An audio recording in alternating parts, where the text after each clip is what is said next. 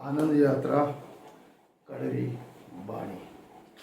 विषय थोड़ा कड़वा, थोड़ा मीठा, आनंद कराने जैसा, हंसे ठिठोलिया, बातें छोटी, समझने वाले बहुत ही बड़ी गहरी बात। विज्ञान का युग है, साइंस का युग है, फिर भी कुछ प्राचीन परंपरा है रिवाज सामाजिक तौर पर हमारे हिंदू सनातन वैदिक परंपरा में चल रहे हैं। हजारों साल से जो नारी स्त्री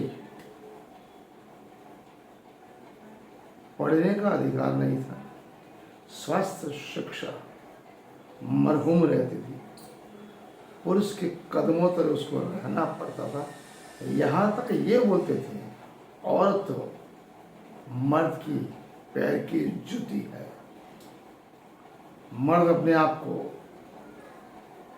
सर्वश्रेष्ठ मानता था, लेकिन इतिहास को देखो, नारी सबसे सर्वश्रेष्ठ थी, है और रहेगी। जिस अवतारी पुरुष को पैदा होने के लिए स्त्री की जरूरत पड़ती है, तो हमारे ज्ञानी जन धर्मगुरु संतों महंतों ने नारी को इतना तवज्जो क्यों नहीं दी, मान सम्मान क्यों नहीं दिया? कुंठित मानसिकता, स्त्री को गुलाम रखना, स्त्री को अपने कदमों तले रखना ताकि वो कभी उनके आगे न चल जाए। अभिमान था, अगर औरत को थोड़ा खुली छूट दे दी, शिक्षा स्वास्थ्य की थोड़ा फ्रीडम दे दिया, आगे चली जाएगी तो हमारा वजूद मिट जाएगा। ये पुरुष को डर होता है, मर्द को डर होता है। मर्द बोलते हैं मर्द को दर्द नहीं होता, गलत बात। अगर कोई स्त्री या कोई नारी आगे निकल जाती है, चाहे वो विज्ञान में, शिक्षा में, स्वास्थ्य में, पॉलिटिक्स में, मर्द डरता है, उसके अहंकार को ठेस पहुंचती है। लेकिन जो सम्यक होते, धार्मिक और अध्यात्म हो, दर्शन में होते, पार ब्रह्म परमात्मा को मानते हैं, मानव मात्र एक समान। एक ही चीज समझो, आप पैदा हुए माँ के गर्भ से, आपको बीवी भी चाहिए, बच्ची भी चाहिए, बच्चे भी चाहिए, बहन भी चाहिए, बेटी भी चाहिए, तो सभी जगह पे आपको औरत तो चाहिए ना। तो मान क्यों नहीं देते, मानते क्यों नहीं? बिना औरत मर्द की कोई पहचान नहीं होती, नहीं है, नहीं होने वाली। ईश्वर ने नारी को सर्वश्रेष्ठ रचना बनाया। उसको बनाने के लिए उसको बहुत सोचना पड़ा। एक ऐसा रंग चुना, एक ऐसा अंश बनाओ जो समग्र दुनिया को संभाल सके। राम भी कौशल्या के चहेते पुत्र थे। स्वयं कृष्ण के दो माताएं थी, देवकी थी और यशोदा थी। देवकी ने जन्म दिया, यशोदा ने पालन किया, लेकिन फिर सबसे ज्यादा मान यशोदा को मिला।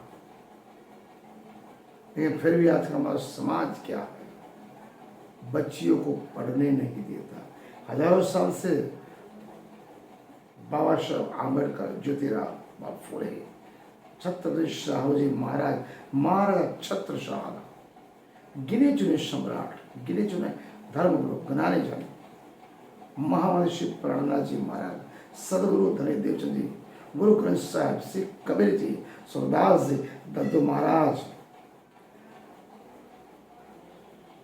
उन्होंने नारी को महत्व दिया, सम्मान दिया, पद प्रतिष्ठा दी और पुरुष के अभिमान गर्व को तोड़ा। टूटना चाहिए। अगर आप अपनी माता का, पत्नी का, बीवी का, बच्चे का सम्मान नहीं कर सकते तो आपको मर्द कहलाने का कोई अधिकार ही नहीं है। तो आज का विषय क्या है? आपको बहू चाहिए या बहुरानी? बहू चाहिए, बहुरानी। आपके घर में आपके बच्चे या लड़का हो या लड़की, माता पिता के संस्कारों से, व्यवहार से उनके हृदय, मन, तन, आत्मा में संस्कार का सिंचन होता है। अगर बच्चा गलत रास्ते पे चल रहा है तो कुछ न कुछ माँ बाप की भूल है। जो माता पिता अपने बच्चों के लिए 24 घंटे में से 40% समय न निकाल सके, जिनमें आज मोबाइल का युग है, हर माता पिता 24 घंटे मोबाइल लेके बैठते हैं, फिर बोलते हैं बच्चा मेरी सुनता नहीं। काहे सुनेगा? आपने तो उसको टाइम नहीं दिया। अगर आपको उसको समय नहीं दोगे, स्वाभाविक है भविष्य में वो आपको समय देने वाला नहीं। क्यों? वो बोलेगा जब मेरा भविष्य बन रहा था, जब मुझे आपकी जरूरत थी, तब तो आपने मुझे समय दिया नहीं। आप अपनी मस्ती में मस्त रहे। आज मेरा समय है, मैं समय नहीं दूंगा। इसलिए चाहे लड़का हो या लड़की, अपने बच्चों को समय देना चालू की। अगर वो मोबाइल पढ़ रहा है, आप पढ़ाई करो, मियाँ में भी डिस्कस करो, कुछ चर्चा करो, उसको कुछ मन भाए, उसके साथ बैठो। अगर पिता है तो पुत्र के साथ दोस्त की तरह रहे, अगर माता है तो बेटी के साथ सहेली की तरह रहे। उसकी हर शारीरिक, मानसिक, आर्थिक, सामाजिक परिस्थिति को समझो। हर माता पिता अपने बच्चे हो या लड़का हो या लड़की, उसके चलने के ढंग से, चेहरे के हाव भाव से, उसकी बोलचाल से, उसके भाव अंगिमा से समझ सकता है बच्चा आनंद में है या दुख में, बच्चा तकलीफ में है या कठिन परिस्थिति से गुजर रहा है। इसलिए कहते हैं बच्चे के लिए समय निकालो। सभी को मैं यही बोलता हूँ, मोबाइल का युग है, टेक्नोलॉजी है, टेक्नोलॉजी को स्वीकारना हमारी जरूरत है। उसके साथ अपने आप को अपडेट करते ही जाओ। तो विषय क्या है? बहू चाहिए या बहुरानी? मैं सभी माता पिताओं से शिक्षित कहता हूं, एक ऐसे बहू, हर सास ससुर को पड़े बोल जलने वाली बहू की जरूरत होती है। एक स्त्री जिसने बहू बनने के बाद अपने सास ससुर से जो कठिन संघर्ष झेला हो, अपमान झेला हो, वही चीज वो रिपीट अपने बहू के पास करती है। इसलिए स्त्री ही स्त्री की दुश्मन है। बहू भी बन सकती है, बहुरानी भी बन सकती है। एक और उसको बहू बनाना, बहुरानी बनाना केवल नारी मतलब सास के हाथ में होता है। अगर वो लड़की 22 साल तक अपने माता पिता के घर रही, केवल एक शादी होने के बाद तुरंत एक ऐसे घर में जहाँ पति नया है, सास ससुर नहीं, ननद भौजाई नहीं, दियर भाभी नहीं है, पूरा घर का वातावरण है जहाँ खान पान रहन सहन सब कुछ अलग है, तो वो बच्ची कैसे वहाँ सेट होगी? उसके लिए 2 साल का समय चाहिए। तब तक तो एक बच्चा आ जाएगा, वो क्या करेगी? जब तक संभलेगी वो 5 साल बच जाएंगे शादी की, दूसरा बच्चा आएगा। पूरे जीवन भर अपने पति की सास ससुर को सेवा करती है, उसके लिए कुछ फ्रीडम नहीं होता। इसलिए जो अगर बच्ची आपके घर में आती है, बहू बन के आती है, उसको बेटी की तरह ट्रीट करो।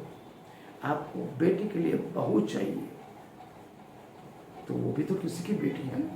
अगर आपकी बेटी है तो आपको बेटी के लिए क्या बोलेंगे? अच्छा दामाद चाहिए। लेकिन बेटी को ये बोलते हो तेरा सास ससुर से अलग रहो। बेटी को क्या बोलते हो? अपने सास ससुर से अलग रहो, मस्त रहो। लेकिन जब आपके घर में बहू आती है तो क्या बोलते हैं? तुझे हमसे अलग नहीं होना, हम बूढ़े हो चुके हैं, वृद्ध हो चुके हैं, हमारी कमर झुक गई है, हमारे पाँव में दर्द है, हमें पाँव से चल नहीं सकते, हमने जीवन भर काम किया, हमने बच्चों को पढ़ाया लिखा, इतना बड़ा किया, क्या काम करने के लिए किया? अब हम थक चुके, तो बहू बन के आई है, तुझे घर का सब कुछ काम करना पड़ेगा। तो वो बहू भी किसी की बेटी है। अगर आप बहू को बेटी की तरह ट्रीट करोगे तो अपने माँ बाप की तरह आपको ट्रीट करेगी। इसलिए हर माँ बाप को बहू के प्रति, एक माँ बाप को बहू के प्रति बेटी का भाव रखना पड़ेगा। बेटी की तरह अगर आप ट्रीट करोगे तो वो बहू बेटी जैसी बनेगी। उम्र के हिसाब से थोड़ी कुछ चीज़ कॉम्प्रोमाइज़ करनी पड़ती है। बच्चे भविष्य देख रहे, हमारा समय डलर रहा है, खान पान रहन सहन हमारे कुछ सिद्धांत नियम आदर्श होते हैं, उससे कॉम्प्रोमाइज़ करना जरूरी है। तो बेटी भी समझेगी, वो बहू भी समझेगी, मेरे सास ससुर है, मेरे माता पिता जैसे। वो इतना प्यार देगी अपने स्वयं के, जिन्होंने पैदा किया उस माँ बाप को, वो भूल जाएगी, आपकी सेवा करेगी, बहू भी बनेगी, बहू रानी भी बनेगी। वो आपको राजा रानी की तरह ट्रीट करेगी। इसलिए अपने बेटे को भी ये बोलो, बेटा आपके सास ससुर है, उसको भी बहू के माँ बाप जो है, उसको एक पति को, एक बेटे को, अपने सास ससुर को भी माँ बाप की तरह ट्रीट करना है, उसी तरह का मान सम्मान देना है। अगर बहू के लिए बेटा ये चाहता है कि अपने माँ बाप को मान सम्मान दे, हाथ में रखे, तो स्वाभाविक है उस बेटे को अपने सास ससुर को भी मान सम्मान देना पड़ा। दोनों तरफ के सिक्के एक तरीके हो, दोनों तरफ अगर आप तराजू में तोड़ के ऊंच नीच रखोगे तो संघर्ष होगा, कठिनाई आओगे, दुख आएंगे, विपदा आएंगे, पीड़ाएं आएंगे। अगर दोनों तरफ संभाल के रखोगे, एक सूत्रता आएगी, आत्मीयता आएगी, तो स्वाभाविक है जीवन सुखमय, आनंदमय, उल्लासमय ऐसा बनेगा। यही जीवन स्वर्ग बनेगा, यही परम धाम बने, यही ब्रह्म धाम बनेगा। इसलिए मित्रों, बहू रानी या बहू बनाना सास ससुर के हाथ में होता है, बेटे के हाथ में भी होता है। अगर किसी को बहू बना के लाए, 22 साल अपने माँ बाप के घर रही, यहाँ पर उसको सेटल में थोड़ी देर लगती है। इसका ये अध्याय हमें पूर्ण करते हैं।